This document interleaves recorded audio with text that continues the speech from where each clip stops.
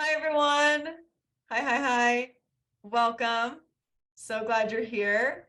We're going to have a nice, intimate discussion. This is going to be very, just interactive, intimate, conversational, talking about comparison, how to stop comparing, why we compare, what's driving comparison, how it fuels our anxiety and makes us feel like shit about ourselves and our relationships. So whatever brought you here, we are so glad you're here. And I remember comparison was such a go-to thing for me. I even had to delete my Facebook for a while because the comparison was so bad in the beginning. When I had relationship anxiety, I'd see these couples posting hashtag so blessed that God sent me this perfect person who was just for me. And I was like, my body would just get so activated because in that split second, when I saw another couple and their perfect experience or seeing someone post about a breakup, my body would just instantly go into this pattern and this spiral of comparison and feeling anxious and comparing their story to my story. And is my story anything like theirs, or is my story as good as theirs? So wondering is my experience okay? Is my experience enough? Are there other people like me? And so we kind of want to break down why it is that we compare, what's driving it, because it's clearly something that just seems to automatically happen or unconsciously happen, and it also just creates so much distress. I also compare how much fun my partner and I are having, or if we're laughing enough with each other. Yeah, enough. This word enough is seeing it a couple times. So yeah, I used to compare other people's breakup stories. Am I gonna go through that? I used to compare when people seemed so happy and in love and they just knew, and God told them, and I'm like, well, shit. I mean, am I doing something wrong because all these people are having these experiences and I'm not? So that's how comparison showed up a lot for me. It would happen a lot from what I saw online. And I remember there was a time where a close college friend of mine who had gotten married, told me that she was getting divorced. And I literally broke down. I was panicking. My roommate at the time had to console me because I was just that's going to be me. That's going to be me. That's going to be me because it happened to her. So obviously that's going to happen to me. And oh my gosh, if she can't make, a relationship work, who am I to think that my relationship's going to work? So that's how it really manifested for me. And Sarah, I don't know if you want to speak to your experiences with comparison. Sure. Yeah, I'm excited to have both of our perspectives here because I also have been thick in comparison a lot in my life. I still have to actively move away from the comparison pathway often in my life. But for me, it really hasn't been comparing my partner or my relationship. Sometimes my experiences, but more so comparing me. I compare myself, how I look, how I feel, how I act, how I lead groups, how I show up in the space, what my voice sounds like. I compare myself to other people in an effort to I'm jumping ahead a little bit here, but to suss out am I good enough? Am I okay? There's that enough word, right? I compare myself to Chelsea all the time. So it's fun that we're here together too. So I've experienced comparison, but in a little bit of a different flavor than I think you have, Chelsea. So it's kind of interesting to see how the comparison can be externalized. Is my partner, is my relationship, are my experiences okay, versus internalized, am I okay? Am I wrong? Am I good enough? So it's kind of interesting to see those two pathways of comparison just side by side. But I think what we'll get into is that the root, like what's at the core of that, is the same across the board. Yeah, like the manifestations of the comparison are vast. Like there's just so many different ways it can manifest, but I really believe that the core is going to speak to everyone, because I even, like, as I was starting this discussion on Instagram, some people are like, what if I compare to like a past relationship that I've been in and like how I felt in that relationship versus how I feel now? And it's like, yeah, all of that is how comparison shows up, of like, oh my gosh, well, I felt this way with this partner, but not this partner. And what does that mean? And so no matter how the comparison shows up, whether it's very like you focused or your relationship focused or your partner focused, attraction, feelings, enoughness, however it manifests, what I really want us to see is that's just the surface. That's the surface. That's what the mind is latching onto. But we're going to be like going a little bit deeper here and really seeing what's driving this, like what's at the core of comparison, however it manifests for you. So I kind of want to cover like two core main things, and we can, piece each thing apart here. But the first thing I want to cover, like why we compare, is that, as Sarah alluded to, this like sussing out, am I enough? Because we learn somewhere in life that we have to look outside of ourselves for standards of what is like acceptable and what is okay. And so you had to like look to others to know what you should do or how you should be, how your relationship should be. So you're like looking for like, okay, what's the barometer for how I should be, how I should feel? Like, okay, this person here is showing this, and my relationship doesn't look like that, or my experience doesn't match that. And we automatically say that that they hold the standard. Like, oh, that relationship on social media where they look so happy and in love, that's the standard. And now I'm like looking outside of myself, like, what's the standard? What's the expectation for like how I should be? So even beginning to become curious when you notice yourself comparing, starting to ask the question, like, what's the should? What's the should that I'm subconsciously holding myself to, and bringing that into your conscious awareness? Why everyone else should be the standard, but not me. Yeah, like why everyone else's experiences are right, but you automatically default your experience to wrong. Like, oh, I must be the one that's wrong here.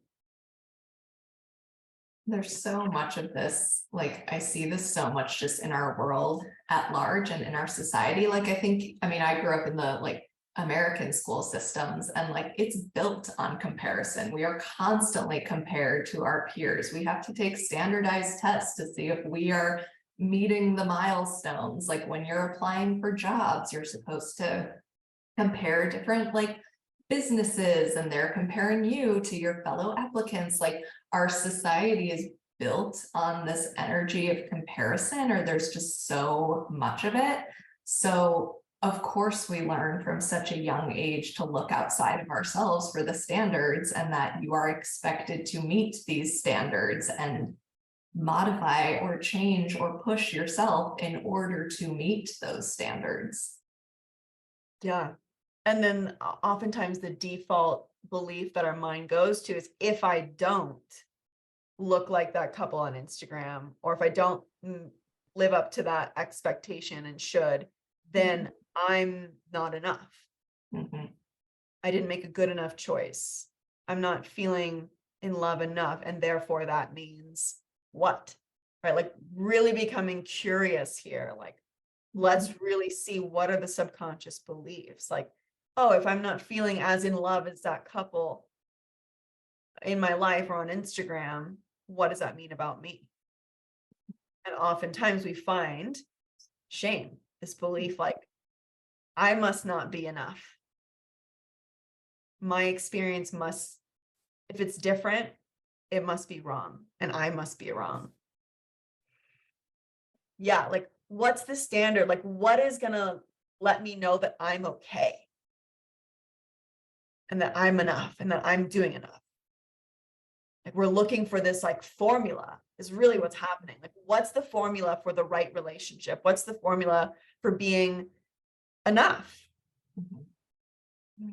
So being curious of like, what's the should and where did you learn that should? Like, where did that come from? Yeah. What's the formula that's gonna to make me certain that I'm okay, that my experience is okay, that I belong? Right? It's almost like we're looking also for this sense of belonging. Like if I can make sure that I'm like someone else, then I belong. And shame says, like, if you're different, you're bad and you don't belong and you're somehow less than.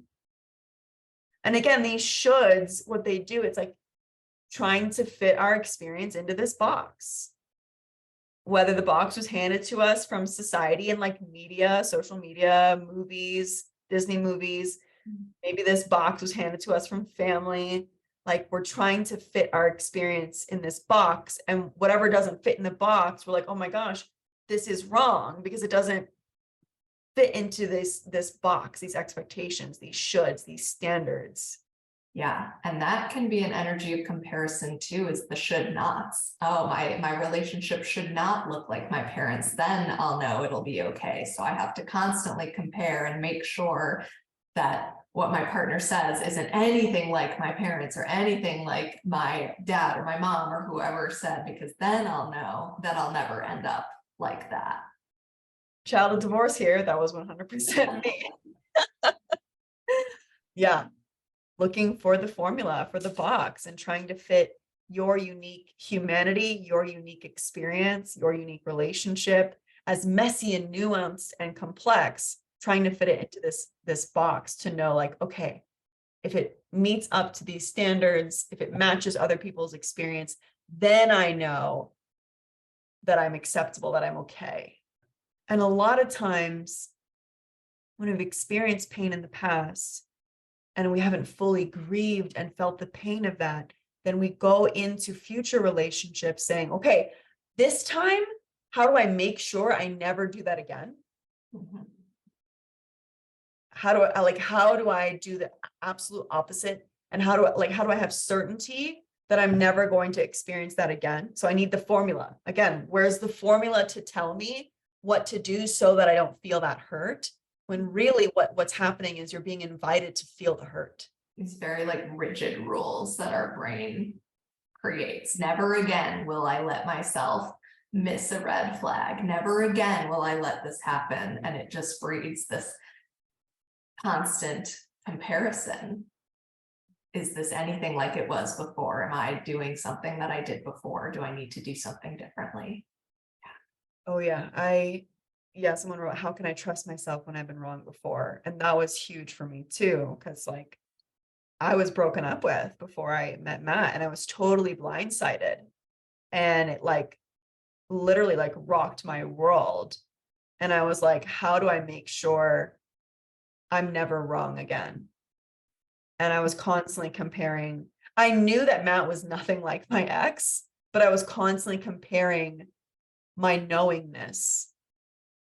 Like if I had any sort of doubts, I was like, oh my gosh, am I having doubts because this is actually like my past relationship and I should be seeing something and I'm not. And so of course, like comparing other people's experiences of I just knew and being like, oh my gosh, this is my indication that I'm about to be hurt again and wrong again and experience that pain. And again, really that's an invitation. If your brain is obsessively looking for a formula, that's an invitation of like, where's the hurt that I'm afraid to re-experience? Yeah. A lot of people talk about how you should feel a certain way or have certain things in your relationship. Otherwise, you should leave because I'm not leaving, even though I don't feel 100% or have certain things I want. I wonder if I will just tolerate anything and never leave, right? Like you see these like extremes. The brain is kind of bringing your experience, trying to fit it into one of these two extremes, into one of these little rigid boxes versus like being able to see the complexity and the nuance. And to know like there is no like rigid formula, and everyone's experience is truly unique. Like, yes, we have overlap. Yes, we have similarities. And at the end of the day, your journey is your journey. Yeah. So some people said they were feeling tension in the stomach, feeling fear, grief. So let's just take a moment, like wherever you're feeling sensation or activation or emotion in your body, maybe you just take a moment to place a hand or hands over where you're feeling that. Just connect, honor, hold space for it. Like, oh yeah, this is bringing up pain. This is bringing up hurt. This is bringing up fear of uncertainty.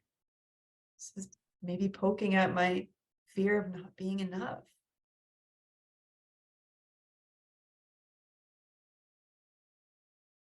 Just meeting that pain with love, compassion.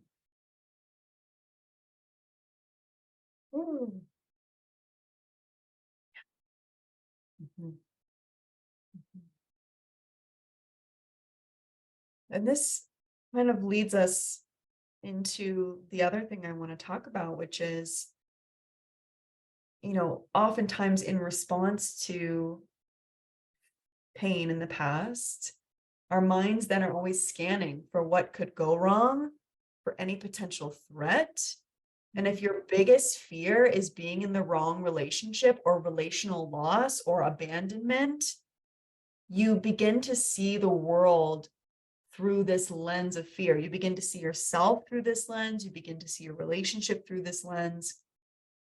I like to use this example because everyone around the world can relate to this. When COVID first came out, like it was a movie debut, I don't know. When COVID was first like all over the news and just like the calamity of everything, I remember and there's so much fear around it. Like it's oh my God, like so much fear. And like we're literally feeling this fear on a global collective scale. And I remember like being so afraid of getting COVID. And because I had so much fear of getting COVID, because I'm like literally being fed like, oh, like be afraid, like I'm locked in my house, like what is happening? Because I was so afraid of getting COVID. And that was like a very present fear for me. I then scanned everything I felt through this lens of fear. And there was this one day, you know how when we all got locked down, a lot of us went into like, I'm going to deep clean my house.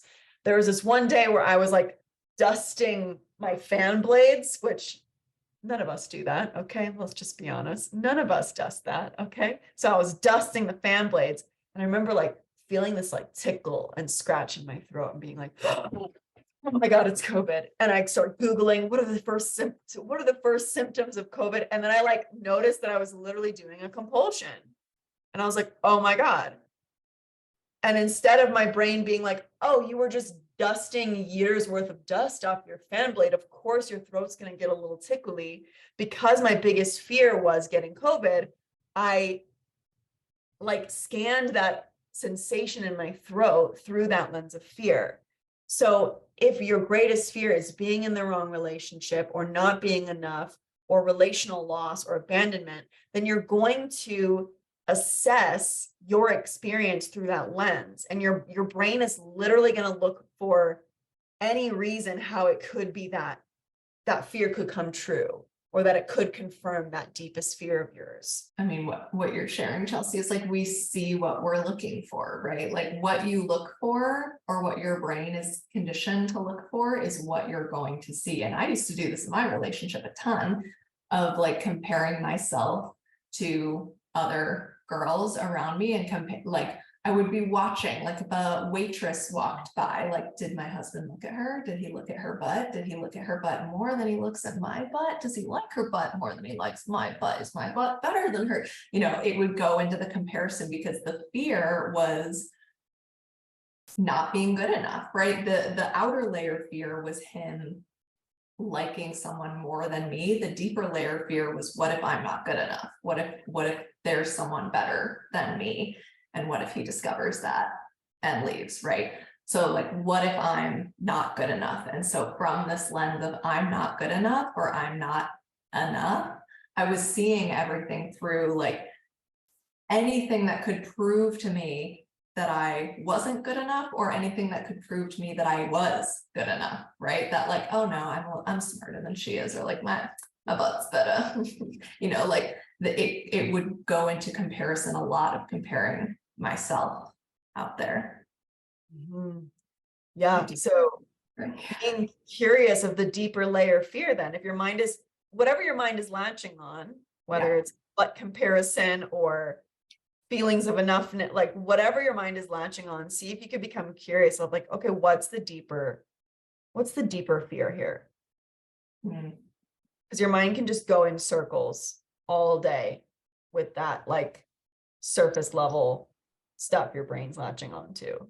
Comparison will only ever lead to more comparison. I think we're probably gonna transition into like, so how the hell do we stop comparing? But like, comparison will always just breed more comparison, because the brain doesn't go like, oh yeah, see, I am enough, okay, goodbye, right? It doesn't just end there. It says like, okay, great, that feels good.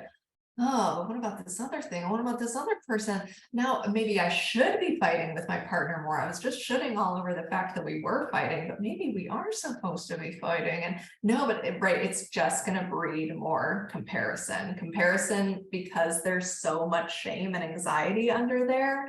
It doesn't breed worthiness and calmness and compassion. It just breeds more shame and doubt and comparison.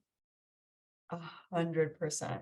It's a never ending cycle, and it literally begins to distort our perception of ourselves and our relationship, because everything is in this either inferior or superior. Like you said, Sarah, like, okay, oh no, my butt is better, or like, oh no, my relationship is better than theirs. Whoo, they're a mess, and my relationship is better than that. So it's like it's always going into superior or inferior. Mhm. And it's just this never ending cycle, and it literally distorts our perception of our experience, versus saying like, my experience is complex, it's human, this is the isness of it, like this is the reality of it. We're always trying to like pigeonhole our experience up against something else, which literally, like, we're no longer seeing just the reality of it, we're seeing it in comparison with someone's filtered perfect Instagram feed with their beautiful curated captions, or comparing it to someone's breakup, but we don't even actually know all the details and the backstory of what led to that, right? So it's always going to distort our perception, because when we compare, we're not seeing the full picture. We're just seeing whatever people are presenting. And so we can make this assumption, oh, they must be so in love all the time, or oh, they must be just like never have any problems, or oh, they must be this, or blah, blah, blah, blah. Mhm. We're always seeing one facet and then comparing our whole complex experience to that. Mhm. Keep needing to remind myself that the snaps of moments I see in social media aren't probably their 24/7 life. Not probably, it's not. It's not their 24/7 life. And comparison it's very dehumanizing to ourselves, because we're not taking into account our full spectrum of our humanity. We're trying to compare our full experience to someone's like curation, Mhm. or someone's little tiny little snippet of advice that has no context. So it's not honoring our own humanity when we compare the fullness and the complexity of our experience to a little snippet, or we're trying to fit our experience into a box. We're saying like, these aspects of my humanity and my experience are not okay. And I want to even just begin to invite us into the curiosity of like, what if my experience was okay, even if it was different? Even if no one else in this chat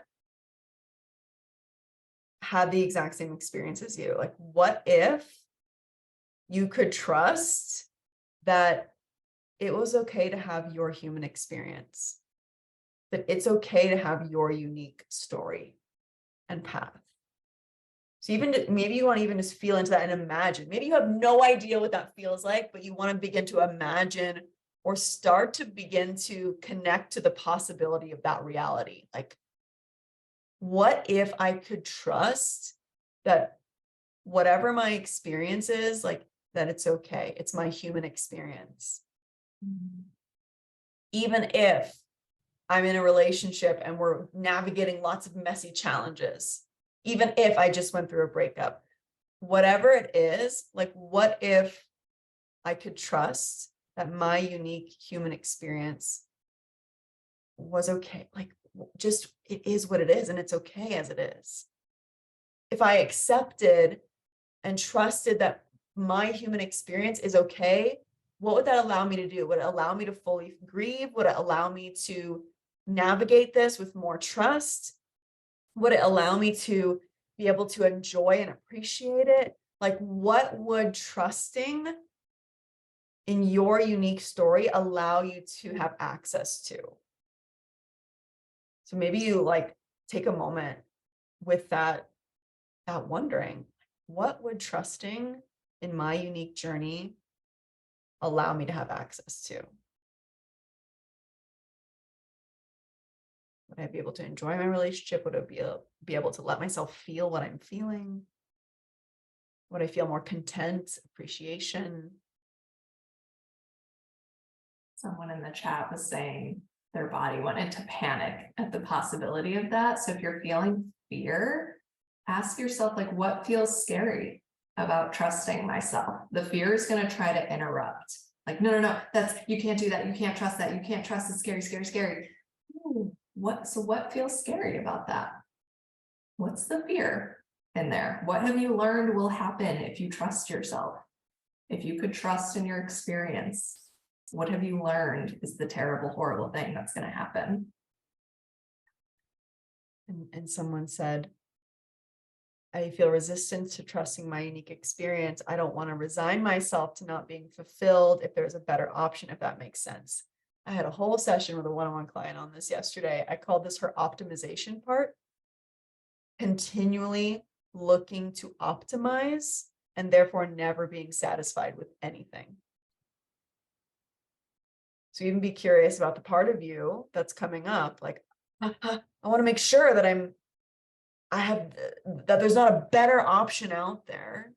And like, what would it mean about you if you chose something that wasn't the optimal choice? Yeah.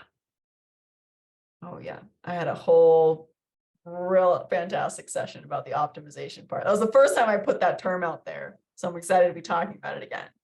And yeah, a lot of times this comparison is driven by the optimization part. How do I make sure I have the best, I'm making the best choice? Because if I'm not sure that I'm making the optimal choice, boom, what's the fear? Perfectionism. I worked with a client on something very similar around never learning how to feel satisfied. Like, she was like, I don't know what it feels like in my body to feel satisfied because I'm always looking. It's that optimization, like always looking for, but what if something's better? How could I be better? How could I grow? What does it feel like to be satisfied and just comfortable where you are? And what's the fear around that? What does your brain say will happen if you settle into that? And again, notice if there's some extreme thinking, like if I allow myself to be content in my unique experience, then that means I'm settling or I'm gonna like actually be choosing a miserable, mundane life. I like had my client, I'm like, go there. What's the thing you picture in your head? She's like this cranky, crotchety old lady who is on her deathbed regretting that she missed out on everything in life. And it's like, okay, the extremes, right? Like, notice if your brain, okay, if I let myself be content and trust in my unique experience, that means I'm going to not be picking the best option. And therefore I'm going to end up as the crotchety old lady who's on her deathbed regretting her whole life. Like, whoa. Whoa. Am I settling if I'm satisfied? Yeah. Yeah. And what have we made wrong about settling? Like, what have we made it mean about us? See, like, notice how me and Sarah are like, get curious, go deeper, go deeper. And the comparison is so sneaky, and the like optimization is so sneaky because it's so focused on like, I have to find the thing that's better. Like I can never miss out and I can never let myself settle because then like my life won't be good enough. There's always something better out there. It's so afraid of like the mundane, the boredom, the settling. It's so afraid of being like unhappy in your life. And so it keeps you constantly comparing and looking for that like most optimal thing. But in doing that, you actually make yourself wildly unhappy. Like that's the paradox, is it's so terrified of you being unhappy or missing out. And you actually end up missing out on years and years of your life because you spent years comparing constantly. So you're not actually experiencing the joy that's in front of you. Yeah. Hopefully what we're seeing here is that the comparison, like the outer layer, this is what Chelsea was saying earlier, like the manifestation of the comparison, the outer layer,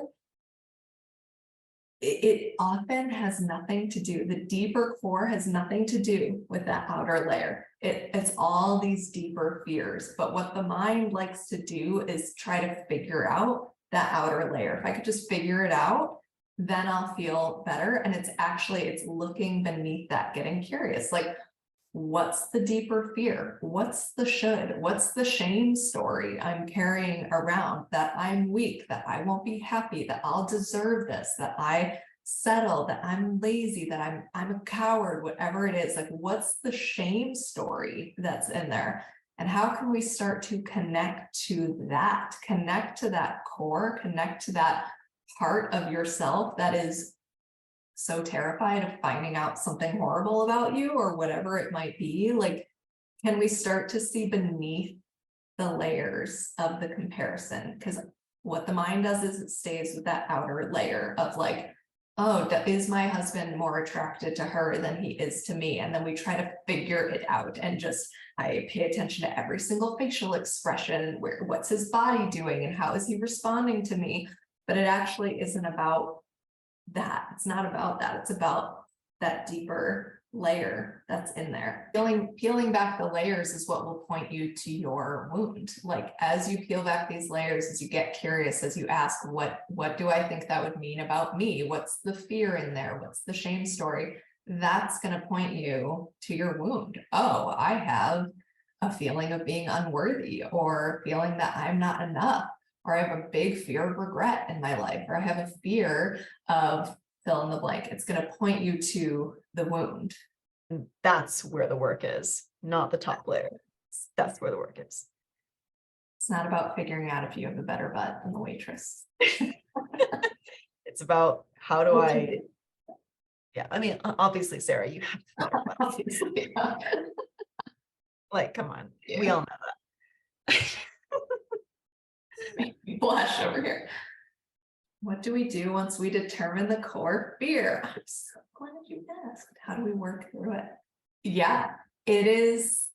Part of it's going to depend on the core fear. A big part of it is going to be not avoiding it and not running from it. The comparison is often a way to avoid the thing we're afraid of. If I just compare and compare, then I don't ever have to risk feeling the thing that I'm afraid of.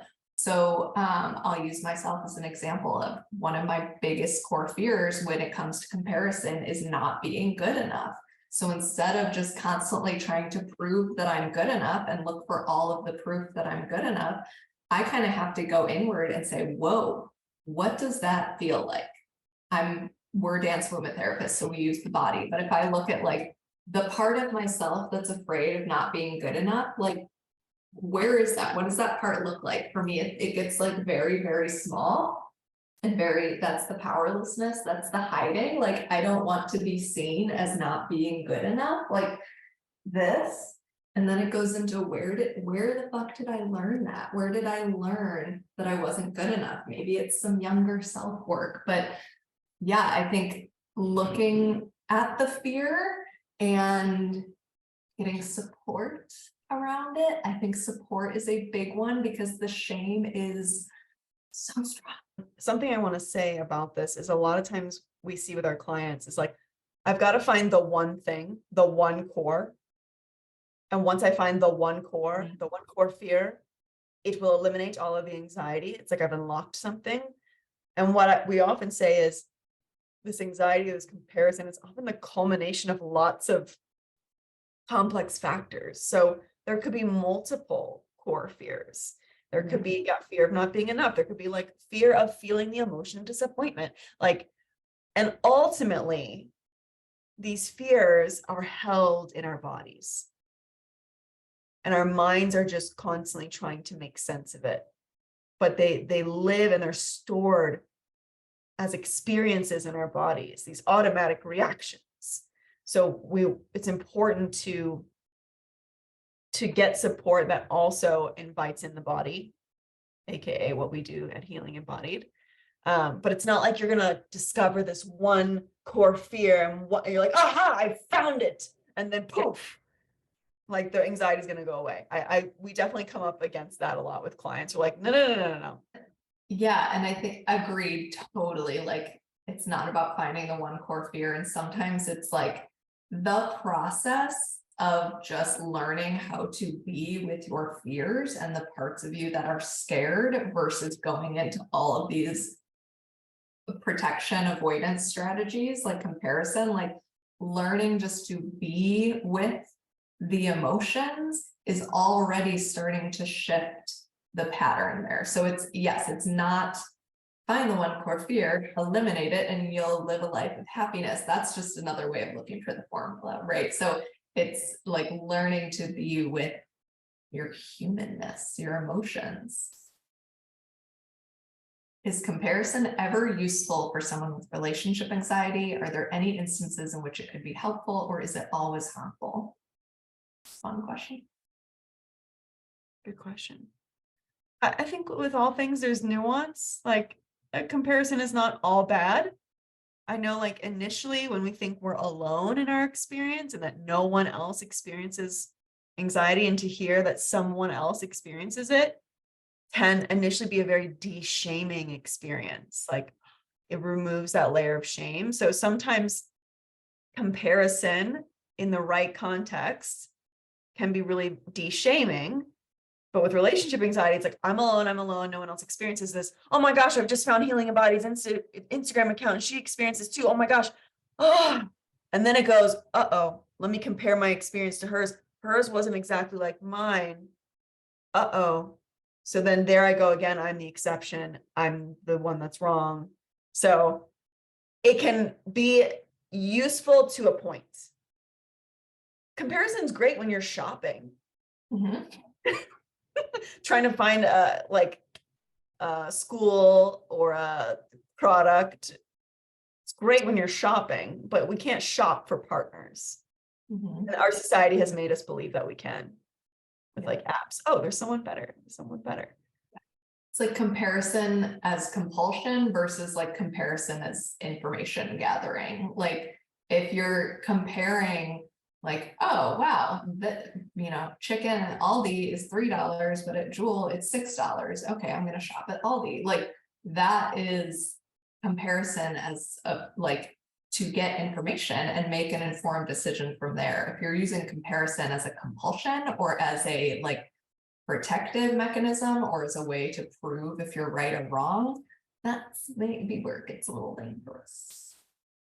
So good. I love that. Well, thank you all so much for being here. I hope you learned a lot.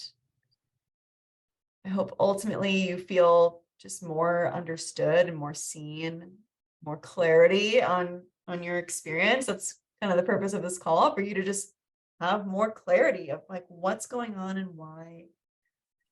So thank you for being here. Thank you. Thank you so much, everybody. Thank you, everyone.